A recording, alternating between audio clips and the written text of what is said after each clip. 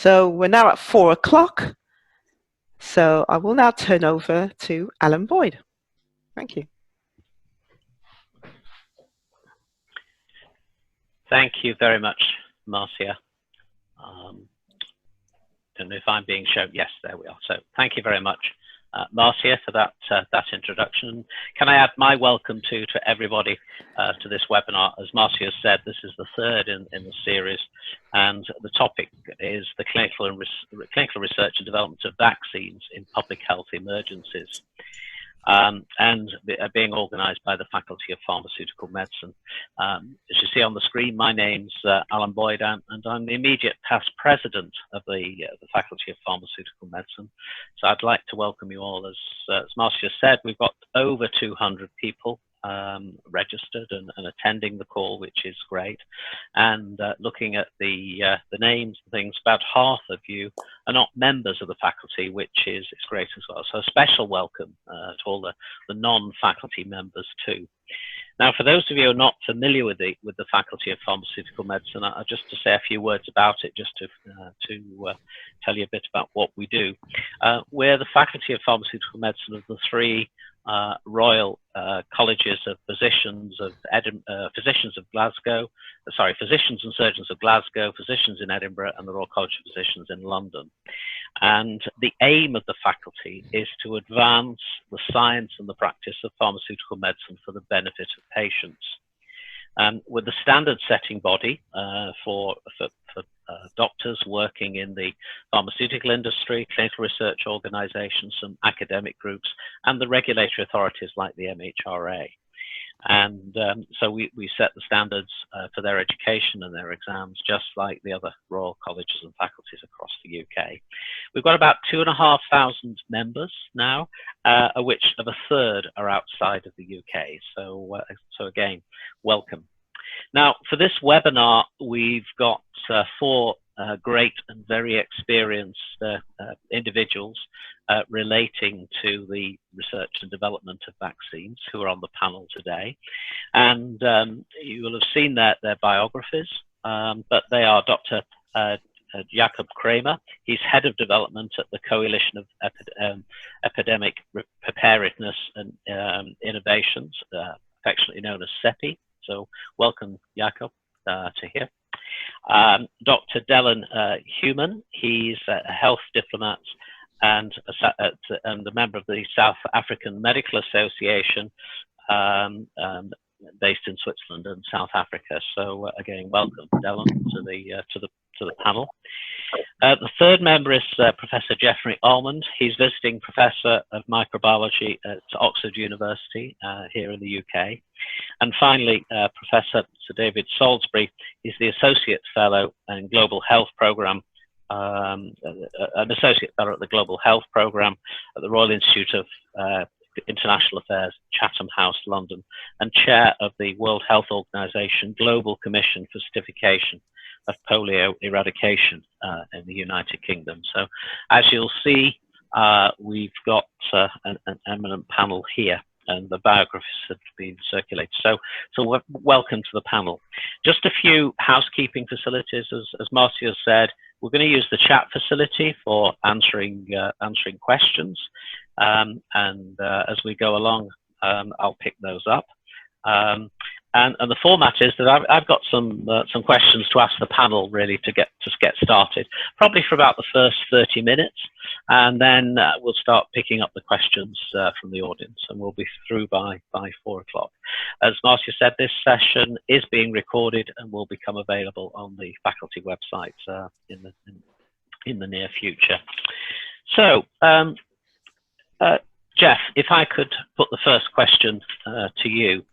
What are the major scientific challenges to developing a vaccine in a short period of time in response really to responding to a public health emergency like we've experienced with COVID-19 and are still experiencing? So Jeff, what do you think about that?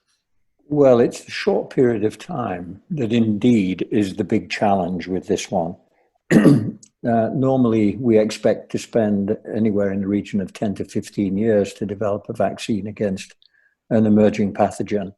or an established pathogen for that matter, which, it goes to all the fundamentals: what type of immune response is required, what animal models have you got that show protection, and then which antigens do you choose, how do you make them, what culture system, how do you scale it up, how do you plan for the factory in which to make it when you start manufacturing, how do you get it through clinical trials and then licensed as a vaccine with the appropriate review processes for by the regulatory authorities. It normally costs around $1 billion to $1.5 billion, and it's a hell of a challenge, even when you have time. For this one, we're expected to do all of that in the space of a few months. And yeah, you can imagine that the challenge is therefore exponentially greater. We can manage that sometimes. A lot of us have been in meetings of pandemic preparedness over the years, and we focused largely on influenza because the pandemics of the 20th century were indeed influenza in the main: 1918, 1957, 1968, 1976, etc. And had this one been influenza, I think we would have been in a much better shape, because there we have a process to make a vaccine, and we can simply swap the new strain into that process and get moving with it using an already licensed and established process and facilities, manufacturing units, manufacturing factories that can produce a vaccine at scale. This one is a coronavirus. We don't have another coronavirus vaccine of any description for use in humans, although there are a couple of veterinary ones. And so we don't really have a defined process to make vaccine in this case, nor do we fully understand what type of immune response will be required to provide protection against disease and protection against infection. We have a pretty good shot at, we have a good guess, I think, which is to say that normally these types of enveloped viruses, if one makes good neutralizing antibodies aimed at the spike proteins, the envelope proteins which are involved in attachment to the target cell, then generally we would expect that to work. Not always the case. We've had failures in the past with things like respiratory syncytial, and of course, no need to mention HIV. But normally, where we don't have great antigenic variation, which seems to be the case here with this COVID virus, and where it's not a slow virus infection that's somehow hiding in an immunoprivileged site, we would expect to be able to make a vaccine by, as I say, inducing antibodies against the spike protein. It's not a given, but I think it's a reasonable strategy to take. So how do we do it then? In double quick time? Well, we have to requisition premises, processes, equipment that may have been used for other things, and that isn't necessarily straightforward. There's been quite a bit of talk about having a vaccine made by September, October timeframe, and I think the public need to understand what made means. I think probably to some of the scientists, made means that principles are established, we've shown that it works, and we're ready to manufacture. But the manufacturing itself can then take months and months and months, even years after that, to really get up to the volumes that are required for worldwide vaccination. So, making it or designing it and showing that it works is the first challenge. And then obviously scaling it up and getting it out there to be used is the additional challenge that we've got to do everything in double quick time. The optimistic noises that have been made by the various companies involved, I think, well, we have to be a little bit cautious. I hope that they're right with the scale of production that they're anticipating. But I think we should also be a little bit circumspect. This is not easy. And to get a fully licensed vaccine in just several months of research is something that we've never done before. And I think it remains to be seen whether we can seriously get vaccine out there and used on a large scale in that sort of time frame. So so the challenges are pretty enormous. If I can just end my little piece with a quote from a colleague who was the head of industrial operations in Sanofi Pasteur, where I worked as head of research for 14 years. And as you know, Sanofi Pasteur, one of the biggest producers of vaccines. The head of industrial operations said to me, Jeffrey, he said, I've never built a factory to produce any medicine or any vaccine in less than 3 years. And even then it had a capacity of just a few tens of millions. He said, now I'm being asked to produce hundreds of millions, if not billions, before Christmas. He sort of said, dream on. But having said that, technology has moved on a little bit in recent years, and perhaps we shouldn't be too pessimistic, but as I say, we have to be circumspect. Okay, thank you, Jeff. And carrying on from that, David, do you think, from your perspective, we're promising too much to the public? I mean, there's a lot of media attention. I think there's probably, almost nightly on the news, there's an announcement about the vaccines and what's happening. Do you think we're promising too much to the public regarding a vaccine? Are we able to promise less, or should we be promising more? What's your views on that? Well, clearly we need to be very careful about the promises we make. There are of the order of 100, 120 different projects currently in place for developing vaccines. And there are probably somewhere between 5 and 10 that are currently moving forward fast. And as Jeff has pointed out, we don't know the speed of that progress towards a safe and effective vaccine that can be used. So my answer to your question, firstly, is, well, who's promising? And it's very tempting, I'm sure, for the researchers, for the vaccine developers, for the companies involved, to be optimistic about the products that they are developing. Clearly, they are restricted in the claims that they can make, which must be subject to evidence. So far, we've had information put into the public domain that's been based on phase 1 studies, which may involve less than 10 people. We've had information put into the public domain based on animal studies in mice, and I think everybody knows in the vaccine world that mice lie. And we've had information put into the public domain on primates, which are good analogues for human studies, but they are not humans. And the studies that are being done are not necessarily exactly the circumstances that we humans are going to face when we're exposed. So there are many different levels of, are we promising too much? Are we not promising enough? I think we all have to have faith that we will have a vaccine, because there are only 2 ways out of the present problem. One is that the virus just disappears, and that would be perhaps foolish to trust that that's going to happen. And the second is that we have a safe and effective vaccine that will protect us. But we want it to protect us actually for a long time.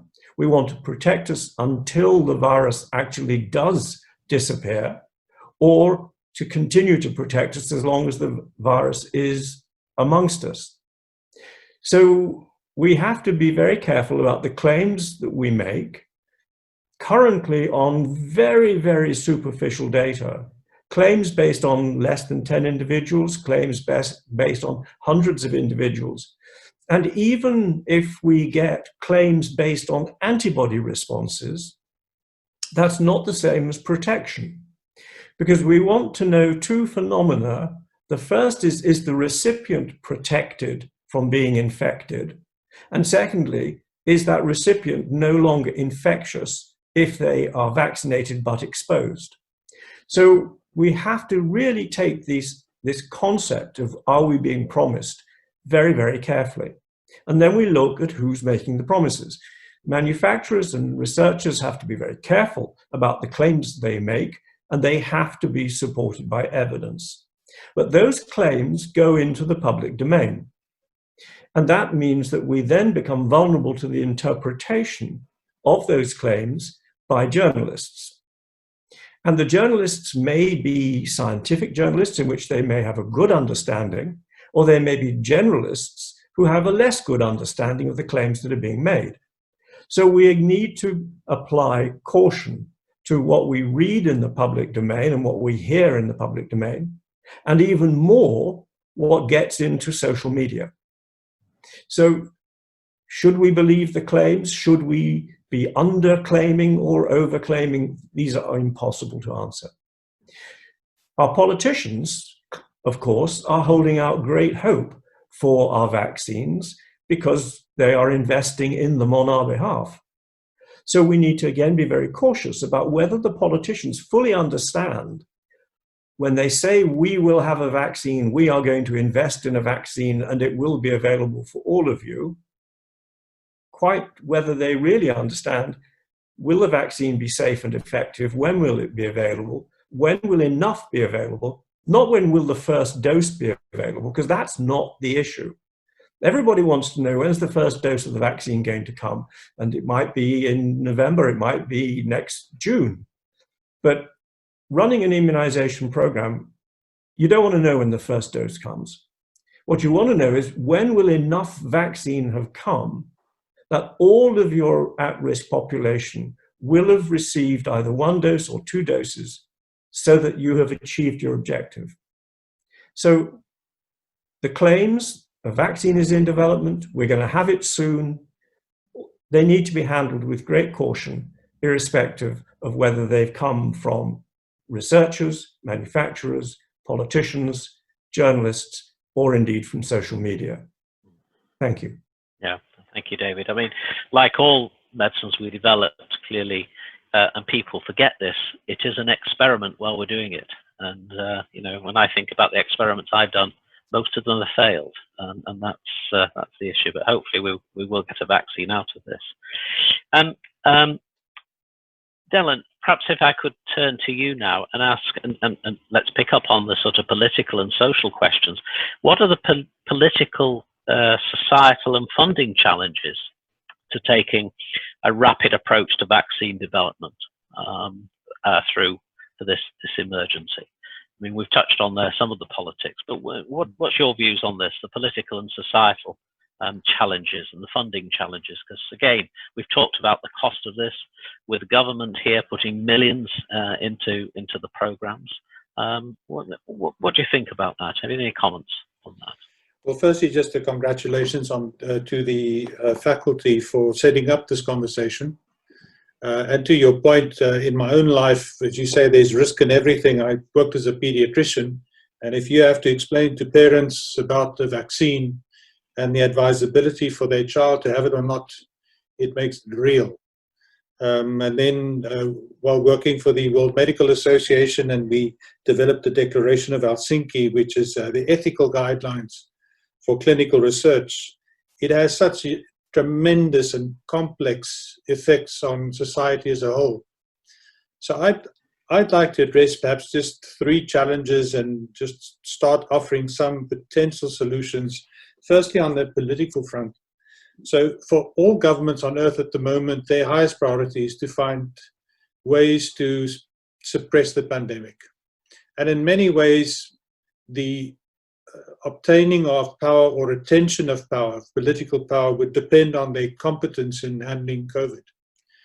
So the political race is on to be the best in class in handling the COVID pandemic. But I would argue that probably the bigger political problem that we have is at an intergovernmental level. Having worked very closely with the WHO over the years, WHO is probably also under scrutiny, you could argue, for political reasons as well.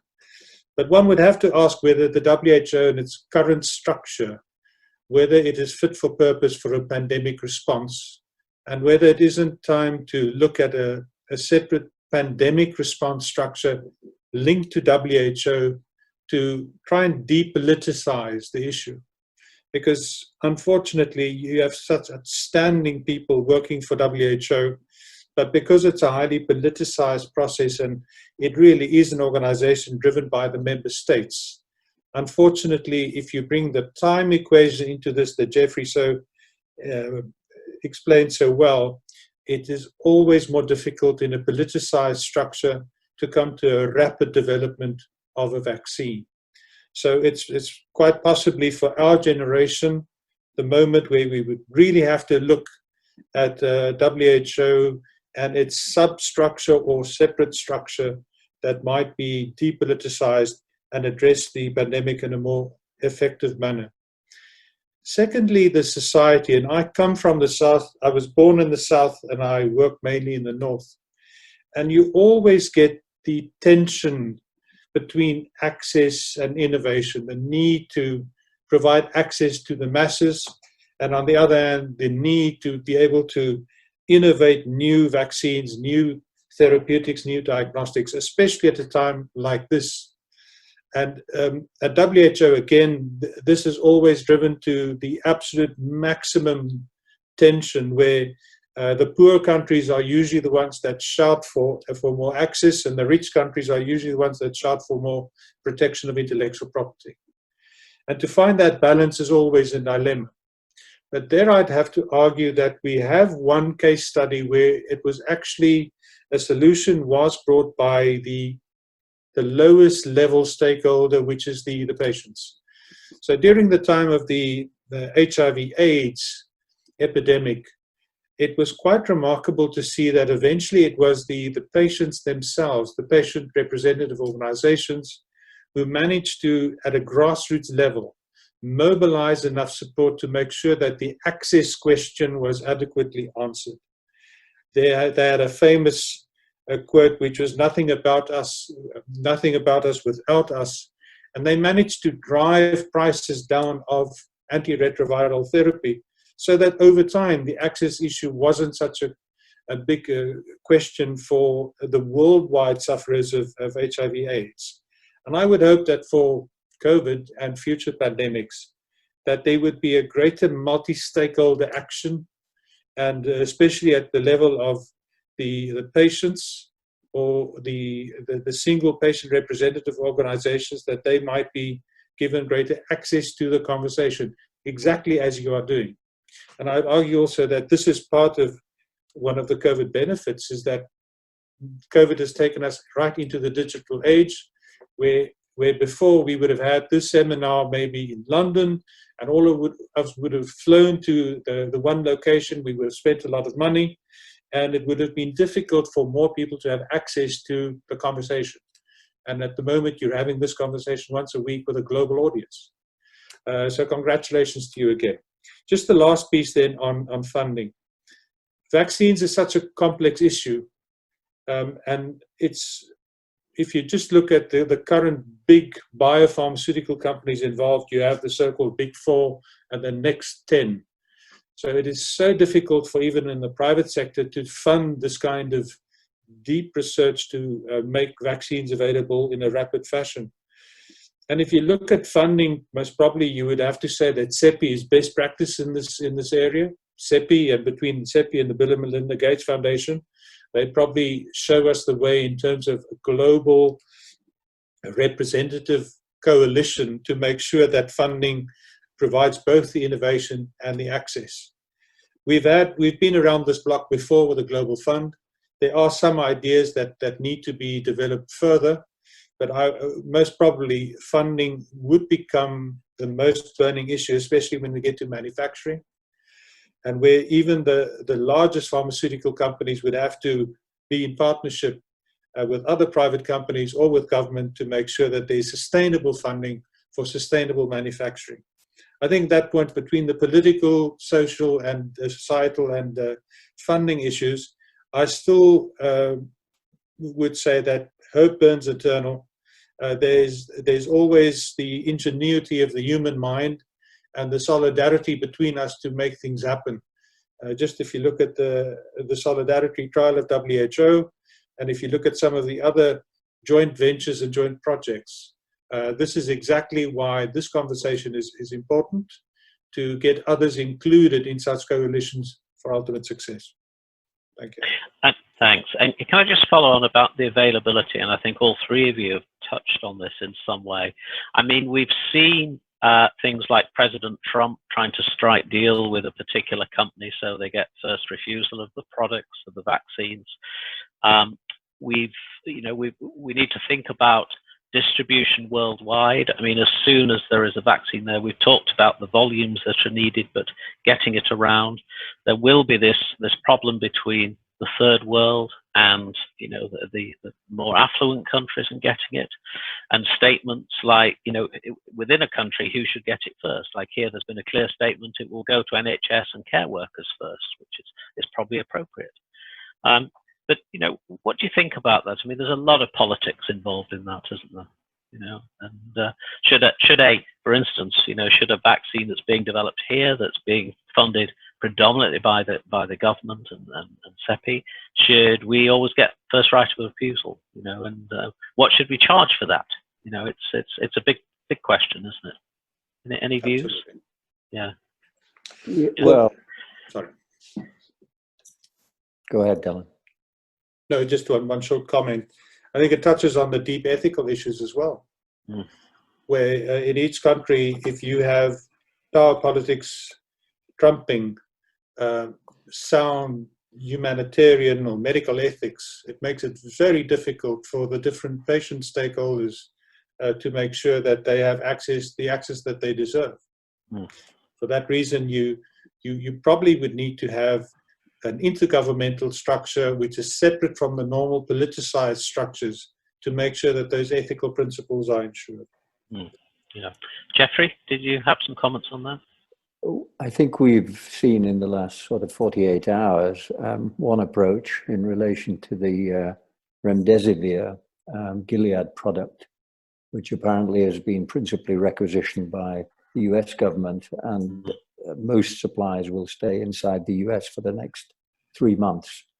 A vaccine, when it becomes available, obviously needs to be available all around the world, but it's very difficult politically, is it not, to produce vaccine and then to say, well, we're going to send 80-90% of it out of the country before people in the country where it's made are vaccinated. I think politicians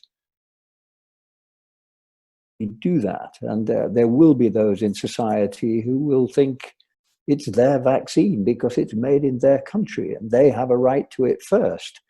And yet the world will be screaming for it. Now, quite how one balances the sort of national politics and the notion of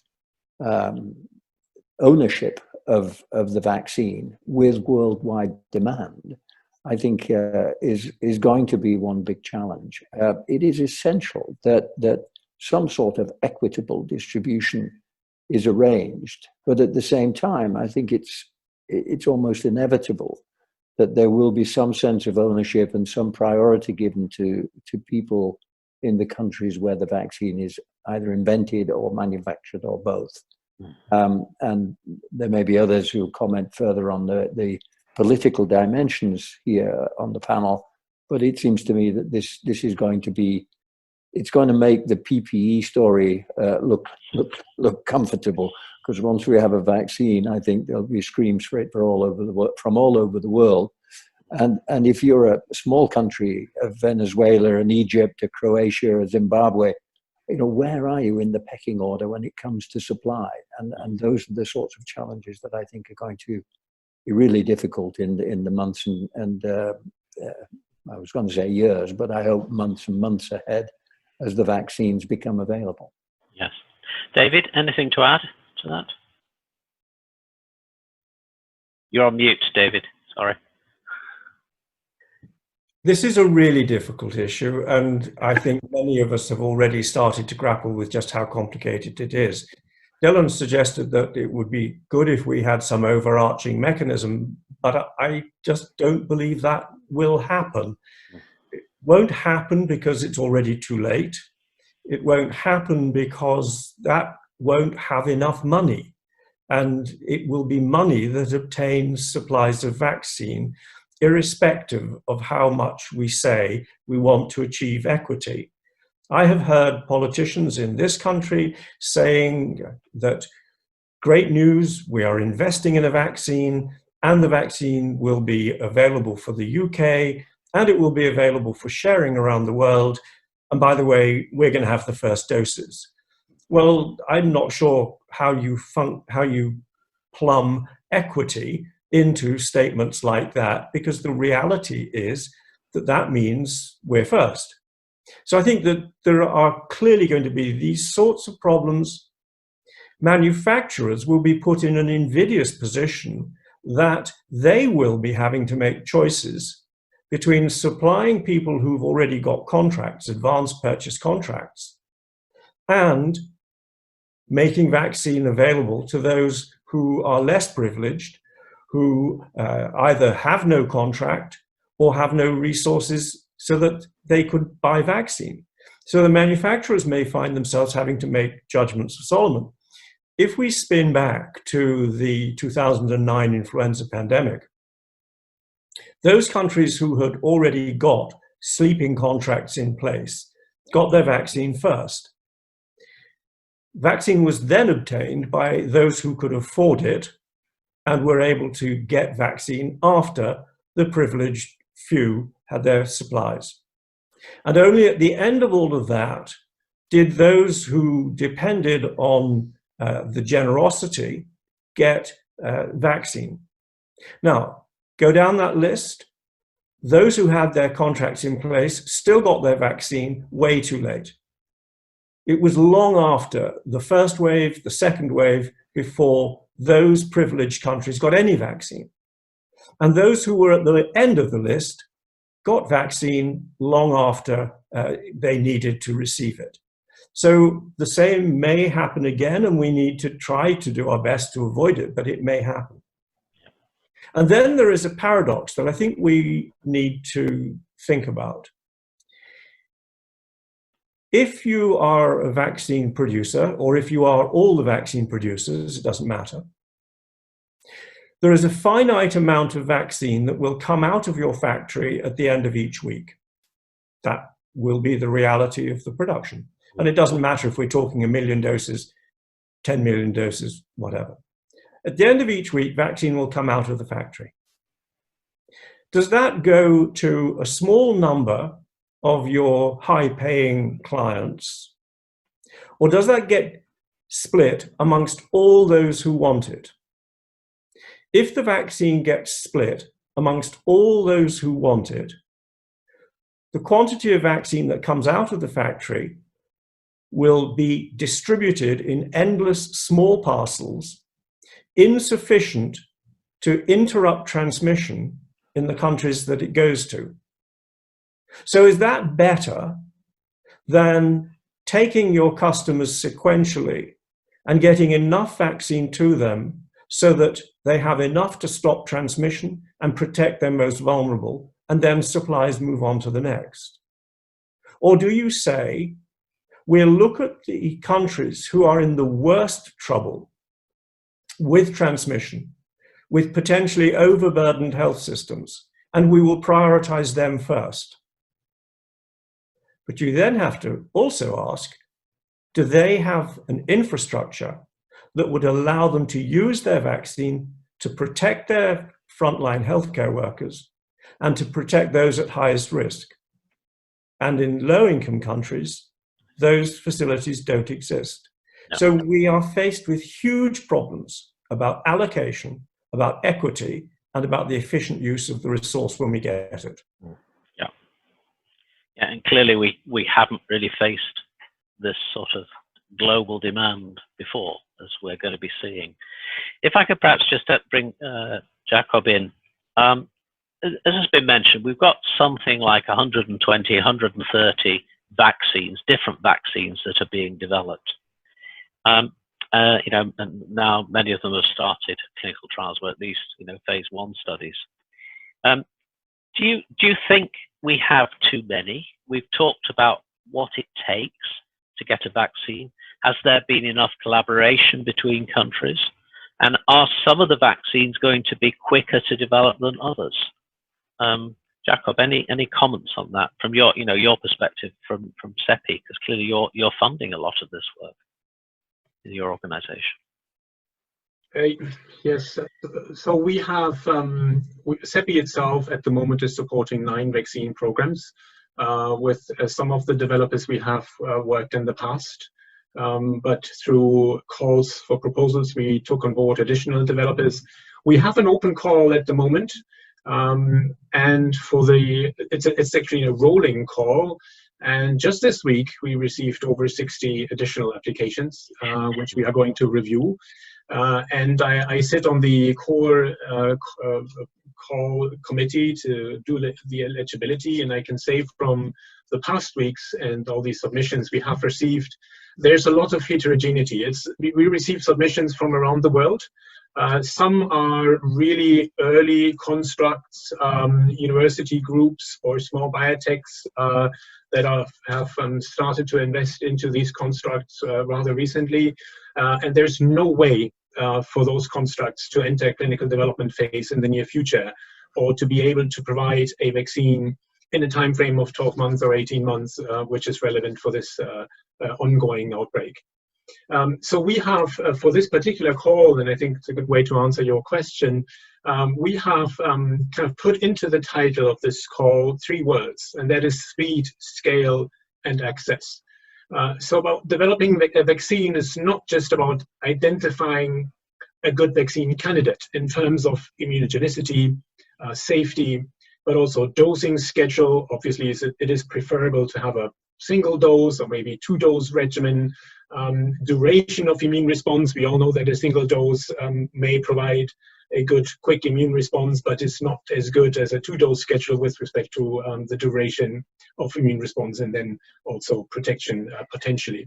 So it is already difficult to identify a suitable candidate, and we within CEPI and all the programs we support, we try to spread the characteristics, and by doing that, spread the risks of the vaccine candidates.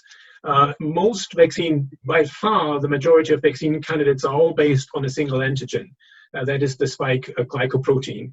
We have no idea, we have good reason to assume that this is the right antigen, but we don't know this yet. So it would be good to include other antigens as well. We are supporting a series of platform technologies. So we don't want to put all eggs in one basket, and we would like to support RNA-based or nucleic acid-based vaccines, inactivated vaccines, protein-based vaccines, potentially with or without adjuvants, vector-based vaccines, and really also spread not just the platform technology, but spread this across the globe. It has been addressed by my fellow panelists here that it is important to have a global development, but also global availability of vaccines then in the end.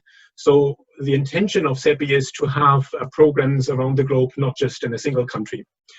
So while we do receive dozens of applications, there's only a few that have the capability, not just in terms of experience and capacity to actually develop a vaccine. Developing a vaccine is not just bring this through clinical development. You need to have a proof of concept preclinically. You have to have the appropriate animal models. You have to have the appropriate and validated assays to assess your immune response, and so on. So it's not just about a good construct and then a manufacturer or a developer that has the ability and expertise to bring the vaccine through development quickly. The scale part in our work is really about manufacturing capacity. So we have partnered with universities, we have partnered with smaller biotechs, and we have also partnered with the so-called MNCs, the multinational companies. But by now, even the smaller biotech and also the universities have partnered with large manufacturers that are capable of producing hundreds of millions of doses. The University of Oxford is very advanced, very fast moving forward. They have partnered with AstraZeneca. The University of Queensland is also very active. They have partnered with CSL Seqirus in Australia. Same with the company Themis in Austria. They have now partnered with Merck, and so on. So there is this is very important, and not just to identify a promising vaccine construct, but to partner this with the respective capacity to produce hundreds of millions of doses. And CEPI is addressing that as well. We have an activity and a call as well for global manufacturing capacity, and we will put in our contract. So CEPI funding, and I can say that CEPI has received a lot of investments from around the world. We have a budget at the moment of $1.4 billion to support vaccine programs. So this is significant. But we have agreed. This is all public news. We have contracted about $380 million with a few companies, not just for developing vaccines, but also to set up manufacturing capacity. And contracts with CEPI can only be placed if the development of a vaccine does not happen in a single country. So we need partnering. If a manufacturer or developer sits in one country, the manufacturing capacity has to be in that country and outside the country. They may partner with so-called contract manufacturing organizations. For example, a US developer partners with a contract manufacturing organization in Europe, and then those companies do have capacities for another maybe hundreds of millions of doses, and that is something we make sure in our contracts. Yeah. Yeah, no, thank you. And clearly, I mean, from what I know as well, I think, you know, it's important, those collaborations, but actually most of them are already manufacturing products at risk, aren't they? Already, they have to really, you know? Yes, so it has been said before that the normal development is 10 to 15 years. No company will invest in manufacturing capacities at preclinical stage or an early clinical development stage without even knowing if the vaccine construct is effective, immunogenic, and safe. But we don't have that time. We are investing at risk now into manufacturing capacities of promising vaccine candidates. This is taking a lot of our budget, and there is no other chance if we want to have these vaccines, not just develop and say, yes, we do have a vaccine. It only works if we have hundreds and millions of doses of a good and functioning vaccine. Yeah, no, thank you. I want to turn to some of the questions. We've got lots of questions coming in, but let's start with a question from Karen May. How effective does a vaccine need to be? Anybody want to pick that one up? Jeffrey or David? Well, I mean, we can both speak to it quickly, I think. I mean, there has been mention in the press that some of the vaccines may modulate the disease, make it less severe, and perhaps reduce the death rate. Such a vaccine, of course, would have some value. But if we're looking to bring this pandemic to an end, if we're looking to return to normality, if we're looking to circulate freely amongst each other again, and we're trying to really drive out the fear of this disease, we want something that works like most other vaccines work, which actually prevents infection, or at least prevents overt infection. And as David pointed out earlier, you'd like one that also prevents any sort of infection, so that there is no spread from a vaccinee if that person indeed meets the virus. So ideally, we'd like something to interrupt transmission, to totally protect from infection and disease. And I think then we can think about a return to normality. And indeed, you know, if we can distribute that in large doses, that is what we want. That's the ideal. Okay, thanks. David? Well, yes, thank you. The vaccinee, the person who's been vaccinated, wants one thing. They want to be assured that they have 100% protection for as long as possible. We then have to start trading down from there because we may not get 100% immunity. So we might say that we get 80% protection in the vaccinated individuals. So that means that 20% of the vaccinated population remains susceptible. If we had 70-30, would we still be in lockdown because we couldn't be confident that 30% of the population who are at highest risk are still going to be at risk because they're not protected? The next thing is, well, what about the community? So let's take our 80% protective vaccine and we vaccinate 80% of the population. That means that 64% are actually protected. So each time we multiply the proportion who are protected against the proportion who get vaccinated, it goes down. And if we were down to 50% of the population accepting a vaccine and 50% efficacy, that's pretty poor. So we are going to ask a lot of one of these new vaccines, and we will face a real challenge also about the acceptability of vaccination when the disease may be quiescent. And if by the time we have sufficient vaccine, we are not turning on the evening news and hearing about the number of deaths on a daily basis, the population perception of fear of disease may diminish very greatly. And if there is a sense that we have rushed a vaccine at warp speed and we have compromised on safety, would you accept that vaccine? So there are some really complicated interplays between the level of protection that the vaccine will give, the acceptability of the vaccine amongst those who are going to receive it, and then the impact on transmission. And that story has still got to run. Yes. And of course, you know, we don't know, because there's some data came out last week, wasn't there, from about the Oxford vaccine, you know, from pigs. They gave 2 doses and got a you know, so we say, want a better word, an enhanced immune response in those. We don't know if it's 1 dose or 2 dose yet, do we, with any of these vaccines?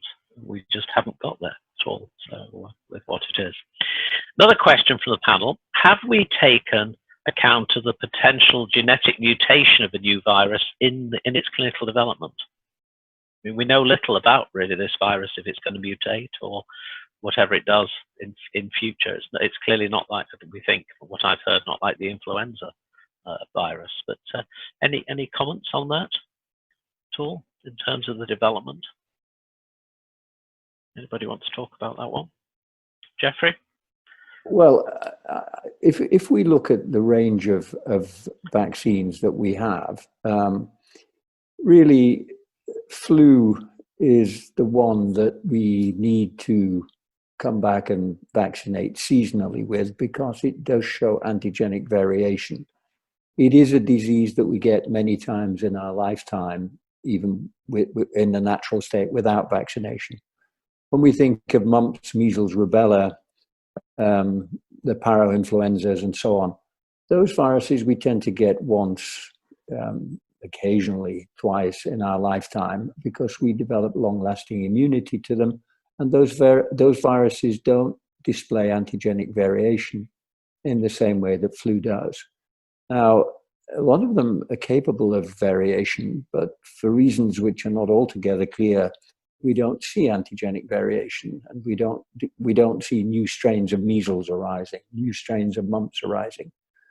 From what we know of coronaviruses, I don't think we should expect it to behave like flu and changing such that we would need a new vaccine against this, a derivative of this coronavirus next year and another one the year after that, as we do with flu.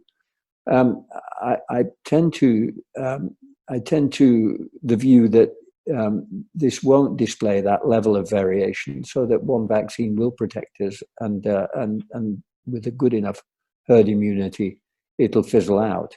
But that's not to say that other coronaviruses might pop up and might not pop up in the future, as we've had SARS-1 and this is SARS-2. So we've got to constantly be vigilant and have processes in place to deal with future pandemics, but I don't think a priori we should expect this virus to show the same sort of antigenic variation as influenza does.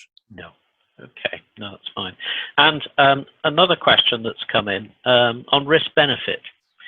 So I'll just read it out. So if we will be administering thousands of millions of vaccine doses of the vaccine worldwide, even a very small instance of adverse events will potentially affect a lot of people. So what's the risk-benefit assessment, and where will the product liability lie? Delon, any comments on that one? Risk-benefit and who's responsible, and what level would we expect on a population basis?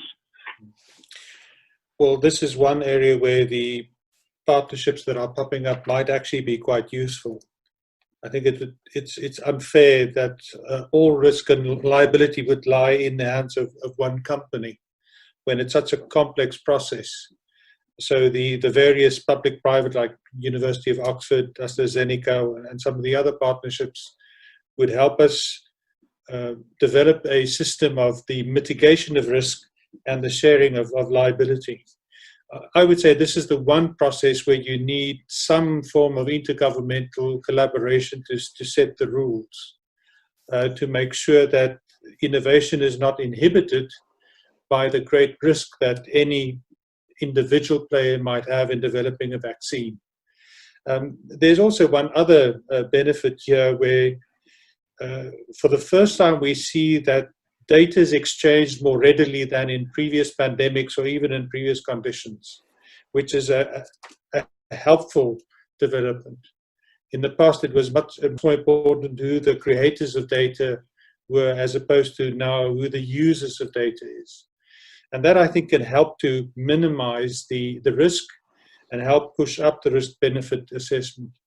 It's also important to understand who measures the risk-benefit ratio in every case. Is it per member state of WHO or of the UN? Is it an intergovernmental process? Who's going to be the governor of this process? And if you look at the other agencies within the UN alone, this has always been one of the most difficult processes, whether it's the World Trade Organization, the World Intellectual Property Organization. It takes years to just develop the rules and then to enforce it. So it's a great question. There's no easy answer, but maybe COVID can help through these partnerships to at least mitigate the liability. Okay, that's fine.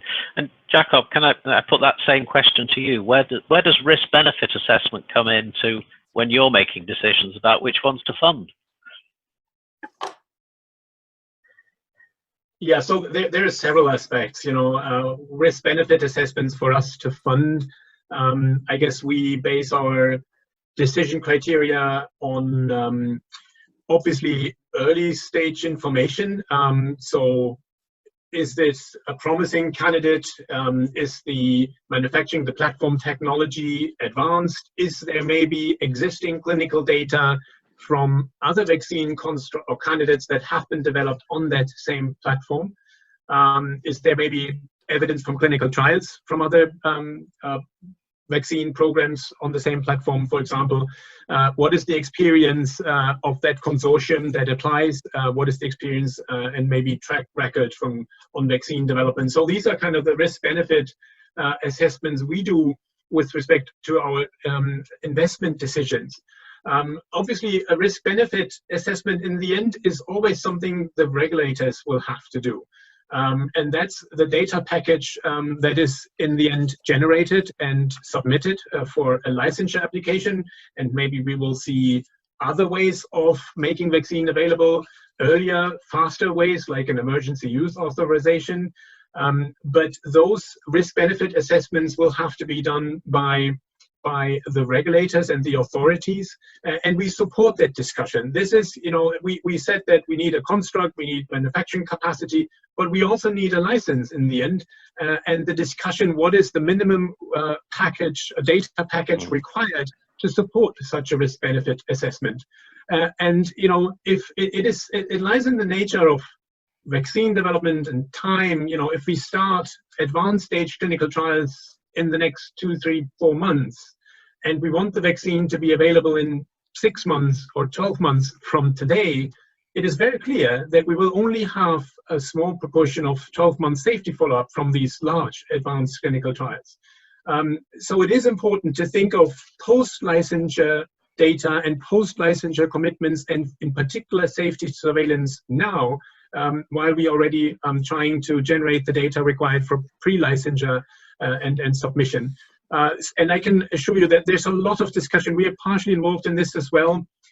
There's a lot of discussion by WHO, by national safety surveillance systems to align on the case definitions, to align on what to look for and how to look for this. That we will probably in the end see more than one construct, more than one vaccine delivered around the world. And it is important to align and communicate well between different countries seeing different vaccine construct or vaccines deployed in their countries to learn and really to see what is out there and what can we learn from the COVID vaccines in general, not just from single vaccine candidates. Yeah, yeah, and I just follow up on that. Do you think? I mean, I'm involved in a couple of vaccine programs, and you know, we're thinking about what data do we need to get the products approved. But clearly, we're also thinking about, you know, MHRA, EMA, FDA, all putting separate applications together. Do you think we could arrive at the state where one country, one regulatory agency does it for the world? Do you think that will be acceptable? It's fairly rational, but you know, what do you think? It would make sense, wouldn't it, in this situation? It would. I don't think this is going to happen in the near future. There is so-called mature regulatory authorities. There's FDA, EMA, MHRA, and many others. And then there's the WHO, but the WHO is not a licensure authority. They have the instrument of pre-qualification, which is a prerequisite for many other countries to license a vaccine in their country, but we do not have a generalized, a streamlined licensure process. We know that different agencies are talking to each other. I think today or yesterday, the FDA released guidance on how to develop COVID-19 vaccine developments. And I can say that this has triggered a lot of discussion, not just among us, but also among other regulators. So even if they do talk at the moment, they're certainly not always aligned on all the criteria. In the end, trials will probably follow the requirement by the most stringent regulator, as long as it is a relevant regulator. But this is one of the largest challenges, indeed. Yes. Yeah. Okay. No, thanks. And we've got about 3 minutes left. So one question, which I'll just want a quick response from each of you. From the vaccine point of view, how can we be better prepared for the next pandemic? What we've learned from this one. It may be too early, of course, to answer that. But Delon, what do you think about that? What have we learned so far, and what might we do differently? I'd say the data exchange, data sharing. That also touches on the previous point on harmonization between the regulatory agencies. I'm involved with one biopharma. The candidate vaccine is on the WHO's draft landscape, but it's enormously expensive to try and approach 3 regulatory agencies. Yeah. Makes no sense. It wastes time and resources which could have been used for all different manufacturers to come to an accelerated process. So harmonization of data, access, and then of regulation. Yeah. David, any views? Well, in response to your question, I think I have to own up to having got something very wrong a while ago. I was asked about what I thought about CEPI, and I said it would be unfortunate if in 5 years' time we look back and say, well, that didn't do anything, did it?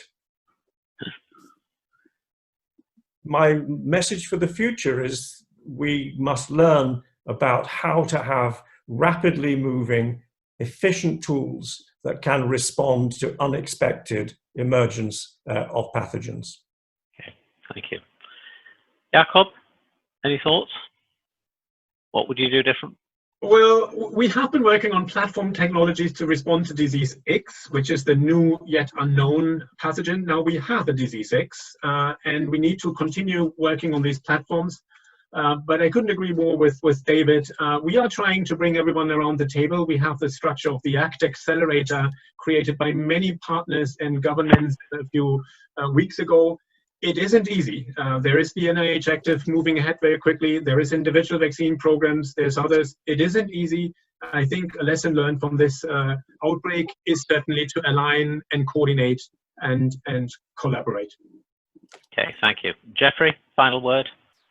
Yes, well, really just to follow on from Jakob, what we've seen in the last 5 or 6 years since the Ebola outbreaks in Western Africa is the development of platforms which allow different genes from different pathogens to put it into a vector or manufacture it in the same way. So we've seen RNA being developed, adenoviruses being developed, VSV, vesicular stomatitis virus, measles virus being developed as vaccines, which are potentially usable for a wide range of different pathogens. The trouble is they don't cover all of them. And there are some things, for example, if it were a glycoconjugate that was required for the next pandemic, none of those sort of vaccines don't fit into any of the platforms that have been developed in the last few years. So platforms are great. We need to continue developing them. But we've also got to bolt onto that the capacity for a given platform to be rapidly scaled up. I think things like RNA do offer some hope because if they work well, and some of the self-replicating RNAs as well, that sort of scale up might be more rapid than with the general biological. But I think we've got work to do really to feel comfortable about pandemic preparedness as we move forward. Okay, thank you very much. We've run out of time. We I think probably talk all evening, but time's limited. So I want to first of all thank the panelists. You've made my job very easy as chairing this, so thanks for all your contributions. I think we've had some excellent discussions.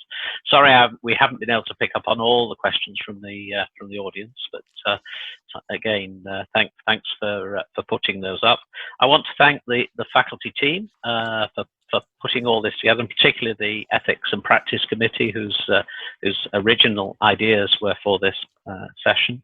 The next date of the next session that we've got is on the 15th of July, and that's going to be dedicated to special populations in public health epidemics, pediatrics.